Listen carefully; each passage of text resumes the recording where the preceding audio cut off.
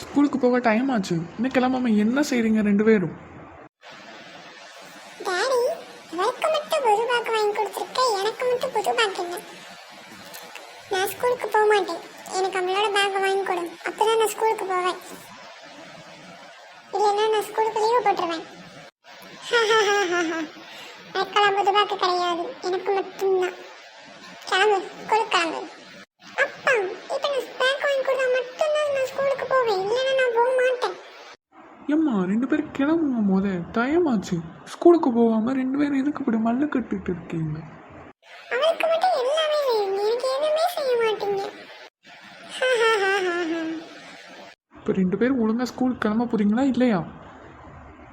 Daily உங்களோட இதே வம்பா போச்சு. எப்போ பாரு ரெண்டு பேரும் சண்டை போட்டுக்கிட்டே. அக்கா தானே, விட்டு கொடுத்து போக வேண்டியதானே. அதெல்லாம் என்னால் முடியாதுப்பா, அவள் பேக்கை வாங்கி கொடு. சுக்கி சொன்ன பேச்ச கேளு. அல்லாமல் ஸ்கூலுக்கு கிளம்பு. நான் உனக்கு ஒரு புது பேக் வாங்கி கொடுக்குறேன்.